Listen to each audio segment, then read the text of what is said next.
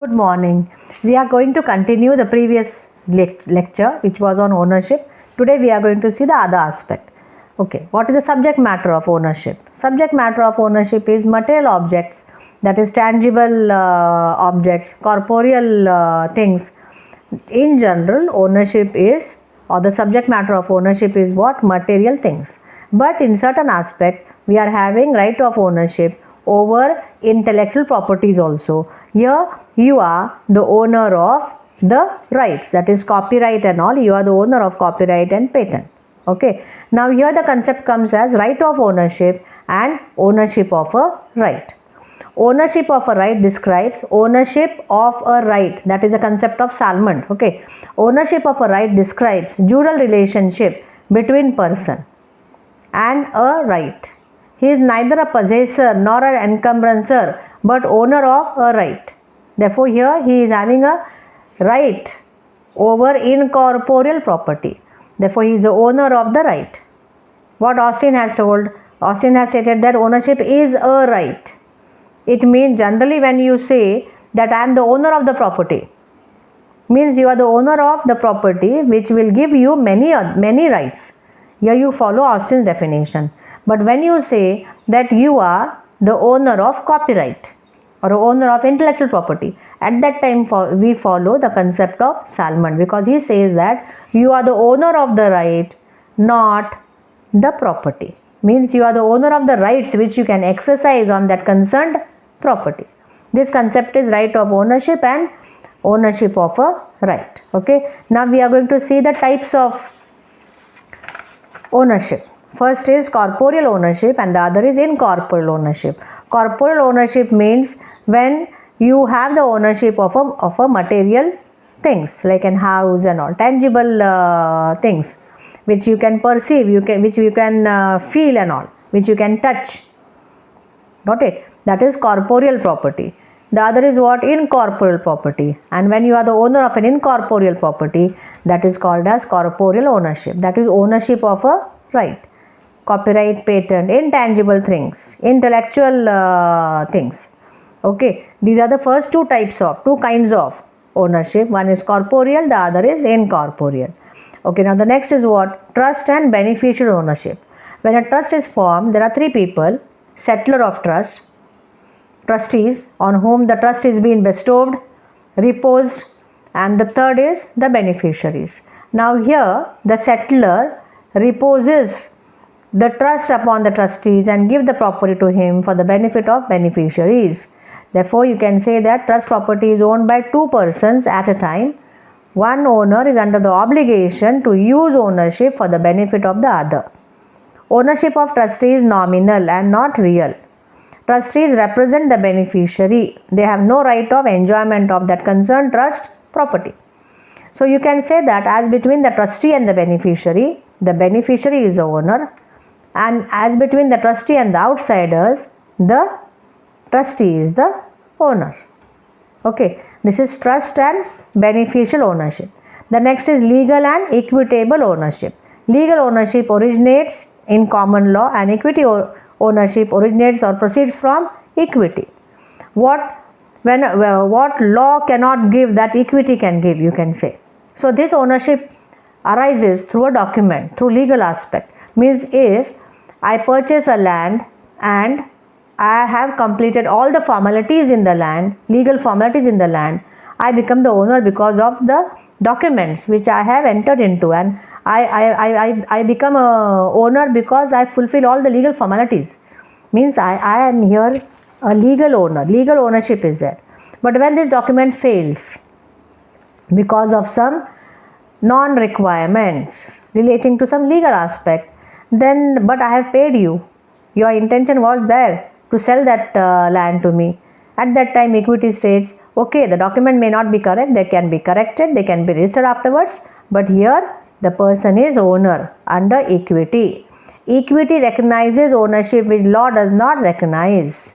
A purchases shares from B by a transfer deed, but which was not made in a proper manner. If it is not made in a proper manner, then law does not recognize his ownership. But he has paid the money, He has tried to complete all the formalities and all. Therefore, equity will recognize his ownership. Okay. Next is what? Vested ownership and a contingent ownership. Vested ownership means all the things which are required to perform, like all the legal aspects are being done. The person becomes a vested owner, immediate owner. Therefore, vested ownership, when a person gets, though he dies, his legal representatives will succeed. Therefore, vested ownership is transferable and inheritable. But if a condition is put, telling that if this condition is fulfilled, then only you are owner. Then if the condition is fulfilled, you become vested owner. If the condition is not fulfilled, till then you are just contingent owner. It means if the condition is not fulfilled, the thing will become void, the transaction will become void, and you are not the owner. Therefore, you can say that vested ownership is absolute, while contingent ownership is conditional. It means vested ownership is complete, isn't it? And contingent ownership is having some incomplete element. Vested ownership is transferable and heritable. Okay. Now these are the important aspects here. Next concept is, next kind of ownership is what? Co-ownership and joint ownership. If ownership is common, then both are the owners, they are co-owners. Okay. And now if they are co-owners, if one of the person dies, his legal representatives will succeed and become a co-owner and become co-owners or owner. That is called as ownership in common or co-ownership. But joint ownership concept is different. If a owner dies, there is a concept of survivorship. And through survivorship, what will happen? The other owners will succeed. Got it? Joint ownership, you can say we were having in Mitakshara family, joint families, where if one of the co-partner dies, his property is not succeeded by his legal representatives directly. It goes by survivorship because a co-partner is there, because all the people are together living as a joint family, Hindu joint family. Therefore, the concept of joint ownership. So, joint ownership and co-ownership is there. Sole ownership. Sole ownership means what? Only one person is the owner of the property. That is called as a sole owner or sole ownership. Next is, last is absolute ownership and limited ownership. Absolute ownership means what? All the bundle of rights because of ownership the person is getting. That is called as absolute ownership. While limited owner means what? The owner is limited. He is not having certain rights. That is called as limited ownership. Prior to 1956, Hindu woman was a limited owner. But after passing of the Hindu Succession Act, the woman became an absolute owner of her property. Okay, got it? These are the kinds of ownership. Now we will see the modes of acquisition. How you can acquire ownership. How you can acquire. In jurisprudence, we divide the modes into original modes of acquisition and derivative. What is original? Means here the person has to do some personal act and then he becomes the owner. That is called as a original ownership. Original ownership, some personal act of the acquirer is required. While in derivative ownership, certain things he derives. Like there is no requirement that the person will, he himself, the acquirer will do certain things. In derivative ownership, the acquirer will not do anything. Maybe the giver will do certain things. Ownership derived from previous ownership. Maybe by inheritance, maybe by gift, or maybe by purchase. In that case, that person gives it. He gives, therefore he gets. Therefore he derives from the previous owner. And in original ownership, the personal act of the acquirer is necessary.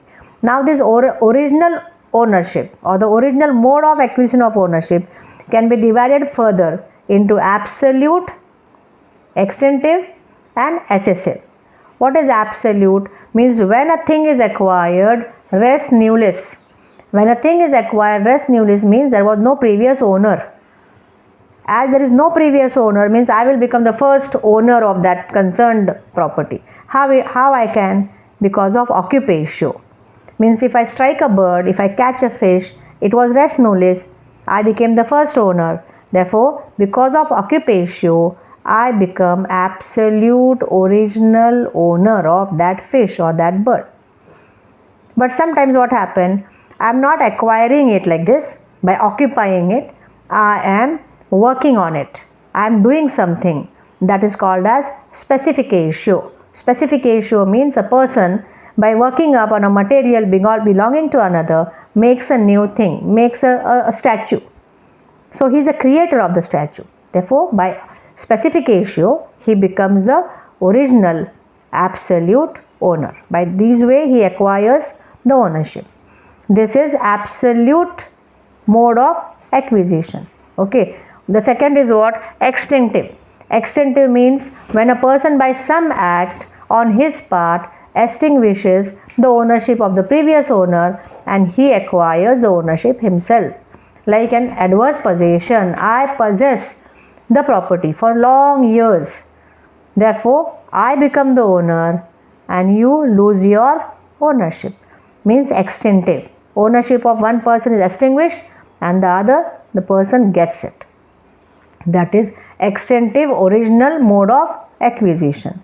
And the third is assessio.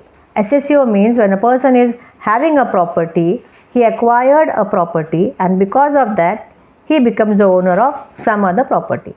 I am the owner of the land, therefore I am the owner of the fruits of the trees which are there on the land.